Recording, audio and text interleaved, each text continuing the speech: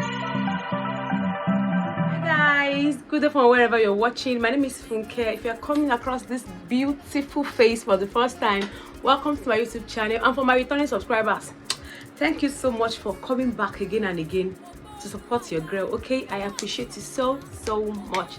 Thank you so much. I love you all. Yeah, today's video, I don't know what to title this video yet because I don't want to offend our African parents, but I want to talk about them. So I'll look for something to to title this video with, so that I won't sound offensive. Is it offensive? I don't know. So that I won't sound abusive or something to the elderly ones out there. Okay, but today's video is about our African parents, our African moms and our African dads. Some things they do that are very funny. Some of them, I don't want to say they are annoying, although some of them, let's be realistic, let's be real with ourselves here. Some of those things could be annoying at times. I know Africans will relate with all these things I'm about to say now. Those things could be annoying at times, but most of them are very funny. They are very funny things that our African parents do. We love them the way they are. We love them. We can't change them for anything. We can't trade them for nothing. We love our African parents the way they are, but those things are funny. Some of them are ridiculous. Some of them are annoying. Okay, so let's dive straight into the video. The first thing that I have here is that African parents can tell you the same story a million times. Have you ever experienced that with your moms and your dad? Especially the moms. Oh my goodness. There's this particular story that my mom has told me for like 50 times. I'm not even exaggerating. I've lost count of the number of times my mom has told me that story. There are two particular stories that my mom tells me every time an occasion comes up. Like anytime something happens that relates to that story, my mom will start telling me the story all over again. Like she would it's one thing to tell you story, like to refer to something that has happened. It's very good to refer to real life situations that has happened, but the way she would tell me that story, she will tell me the story like it's a new one, like I've never heard it before. She will now start all over again, all the details, the names of the people involved, everything that happened that I've heard like 10 times, 20 times. My mom will still tell me over again. My dad doesn't do that. It's my mom that tells the same story every time. Like, it's not a bad thing to refer to past incidences, like situations that have happened in the past, to encourage people on their present situations. You get what I'm trying to say? But the way our parents will say the story, like, okay, let me say, the way my mom will say this story to you again, it will be like you have never heard the story before. Like, she will present the story to you like a new thing that you have never heard before. If you have never experienced this, you cannot understand what I'm trying to say.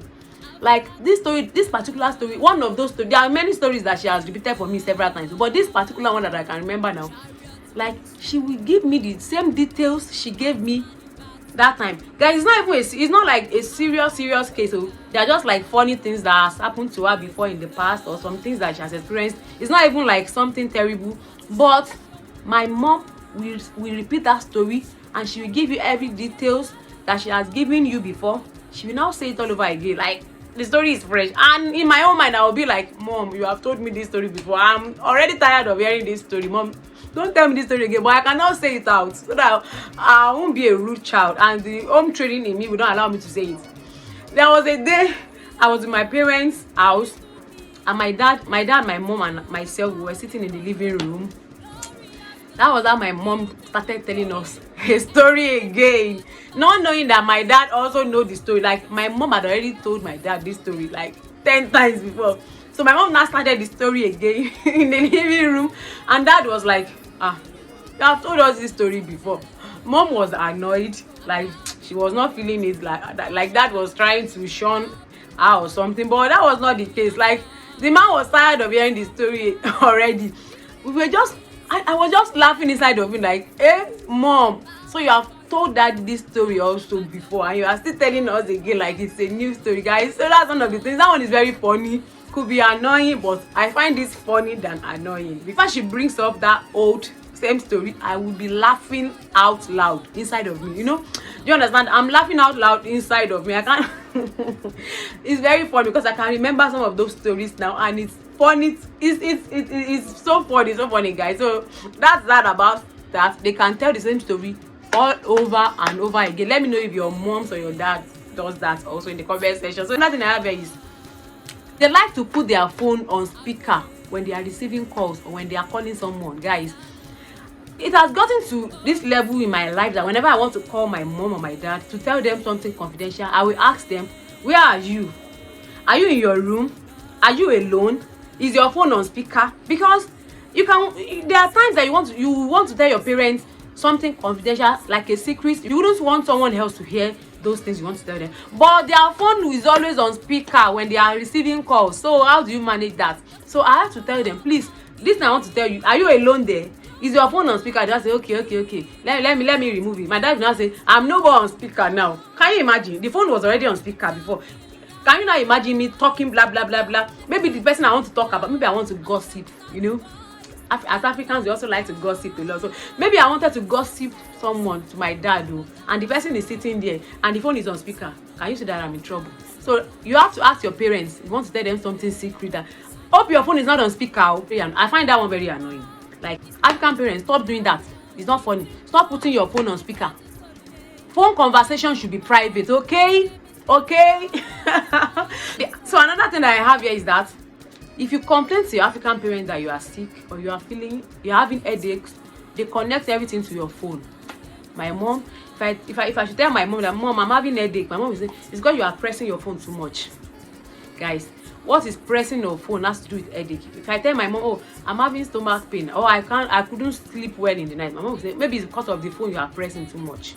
Guys, so they connect every sickness you have to pressing your phones. So that's another thing they do. I find that one annoying. Like, it annoys me a lot when my mom say, okay, maybe you're having a headache because you are pressing your phone too much. And, Mommy, it's not because I'm pressing phone. I'm having a headache. I could have a headache for other reasons. Now, why are you associating my headache to my phone pressing? So I don't find that funny. I find it very annoying. Okay, yeah. So who am I vexing with now? Who am I vexing with? Okay, so another thing I have written down here is that most of our African parents, they don't know how to use social media.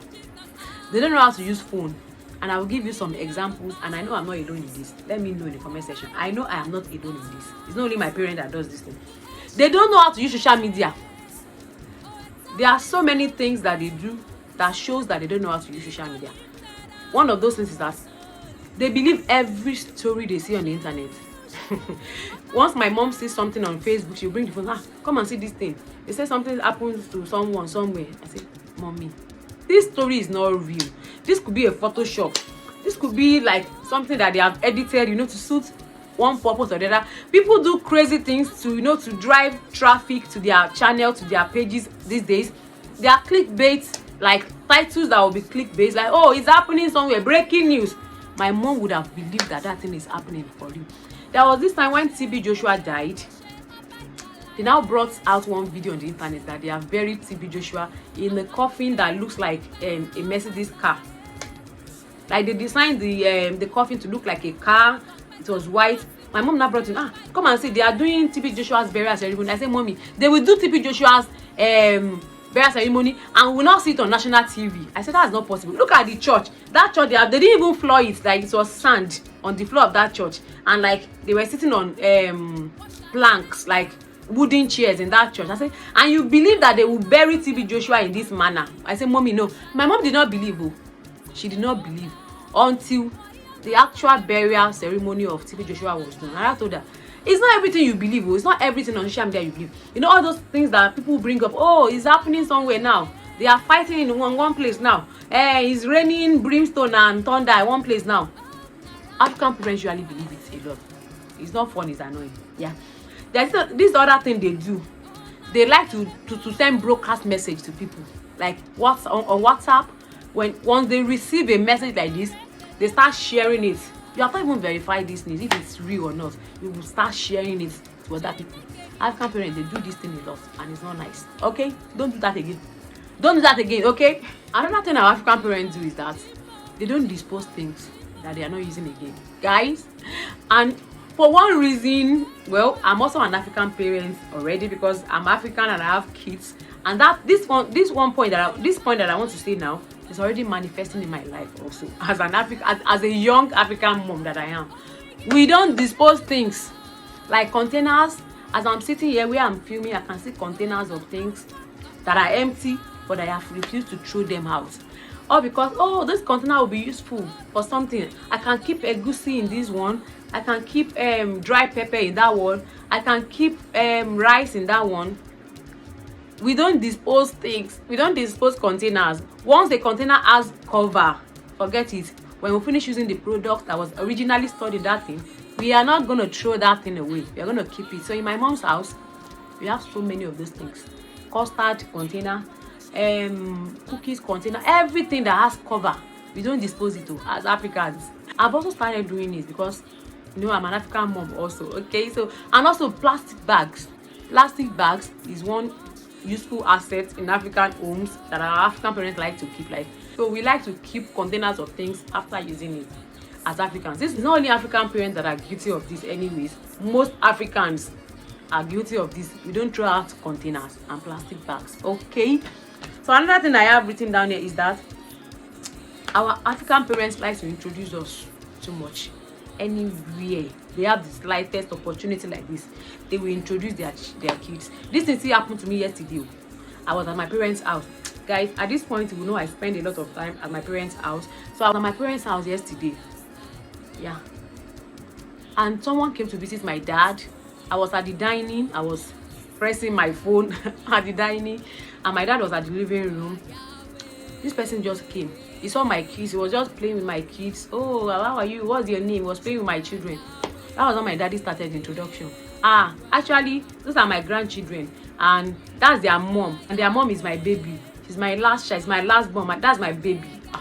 I was like, Daddy, do you have to tell everybody I'm your baby, I'm your child? Like, my dad likes to do that a lot. I know it's a proud parent moment for them. So that one, we can pardon them for that because they are trying to show us off, like, as good children that we are, okay? So, but my dad likes to do that thing a lot. Oh, that's my baby.